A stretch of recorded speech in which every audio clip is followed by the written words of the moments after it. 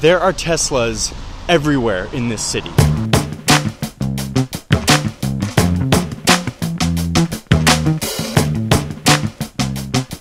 Up until today, I had seen a total of about 5 Teslas in my entire life.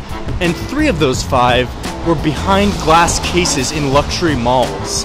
I've been in Oslo for like a couple of hours and I've seen like 50 Teslas. There's one right there. They're beautiful, they're sleek, they are efficient, they're fast, and they're $70,000. Here comes another one up the road. Oh yeah. 100% electricity, no gas, and it can go from like 0 to 100 kilometers in like 5 seconds. I have no idea, I'm not a car person, so I don't know if that's right, but...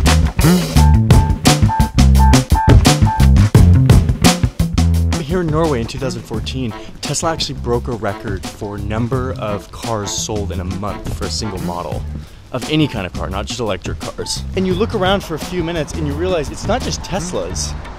There are electric cars everywhere. Like, I see electric cars in the United States, but nothing like this. Oh, there's a Tesla. There's a Tesla. There it goes. Turns out that Oslo is actually the epicenter of electric cars generally.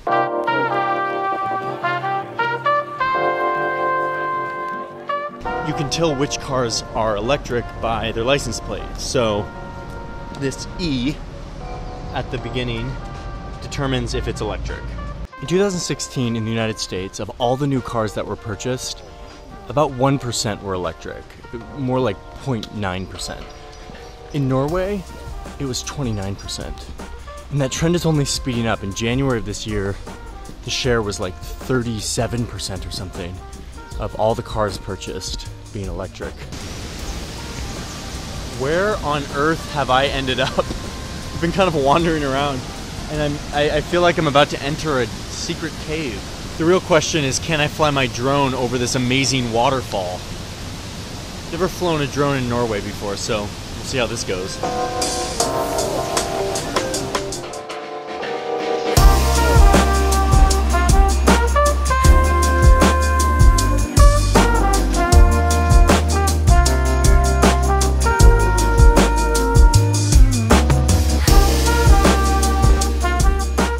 99% of Norway's electricity comes from hydropower, which is like dams. So you have really cheap, clean energy that can be used to power these electric cars.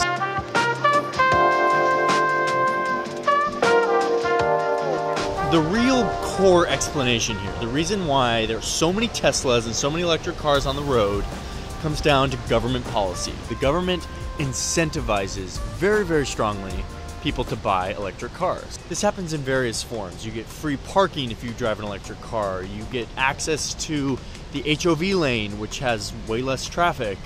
You don't have to pay registration fees. You get tax deductions on your income tax. And perhaps the biggest incentive of all is on the business side. Companies like Tesla don't have to pay sales tax for selling here in Norway. And so all of this combined makes it actually way, way cheaper for someone to buy a Tesla here in Norway than to buy one in the United States. Well, it's been fun exploring this random little area. I think the big takeaway from this whole entire journey so far is even thugs cry. So just remember, even thugs cry.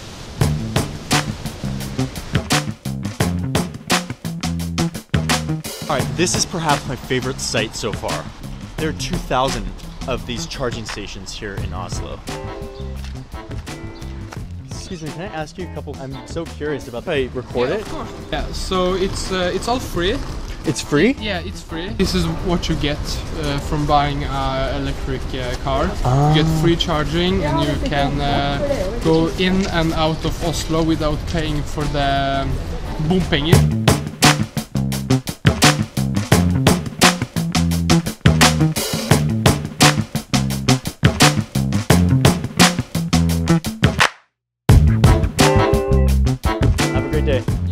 Bye-bye.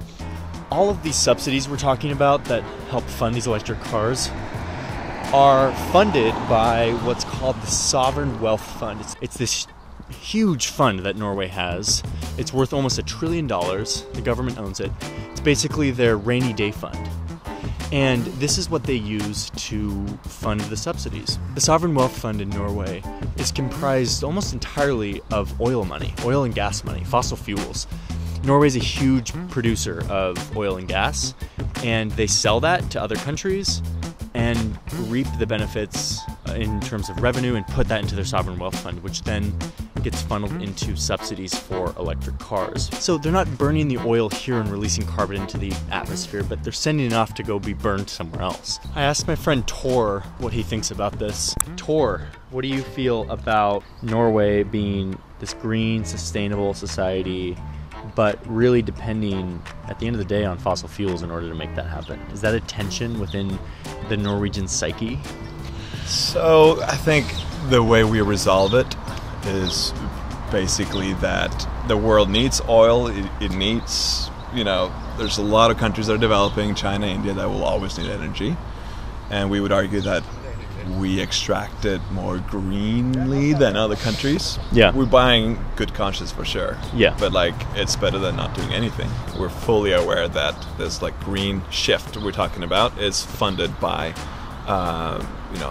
oil money. The irony is not lost on us in any way. So I think Tor is right. I think that the fact that Norway is exporting its carbon footprint to other countries, it doesn't cancel out all of the wonderful, progressive green things that they're doing here. This is a story about incentives and green infrastructure in a green society, but it's also a story about how fossil fuels continue to make the world go round.